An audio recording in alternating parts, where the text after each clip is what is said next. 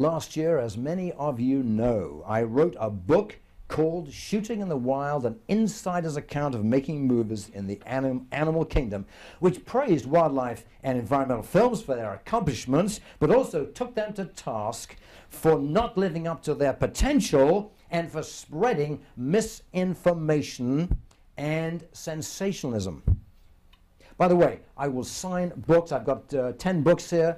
And if anybody, I know many of you have already bought it, but have got it. But if anybody would like me to sign a book afterwards, I'll be delighted to do that. I'll sign them right here when I've finished.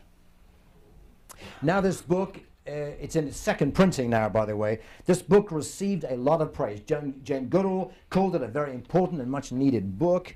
But Shooting in the Wild, as Caroline indicated, also received criticism from a few people. For example, one producer wrote, quote, "I see nothing wrong with working with local wranglers to bring an elusive creature or behavior into accessibility." Don't you love that euphemism? You know, a wrangler, by the way, is a person who manipulates and pushes an animal around to get to them to do what we want for the camera. What that person said was a polite way of describing the suffering and pain that wranglers inflict on animals to make them do certain things for the camera. Another critic who owns a game farm and rents out wolverines and other animals to film crews from National Geographic and other places wrote, quote, "You have besmirched thousands of people that make natural history filmmaking their career. You are a," this is right now writing to me, he said, "you are a parasitic bottom feeder. You are biting the hand that feeds you," end quote.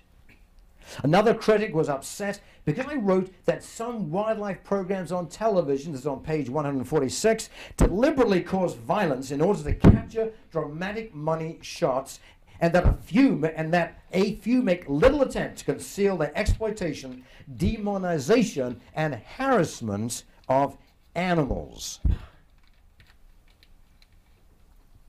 Let's set the record straight by looking at a few clips.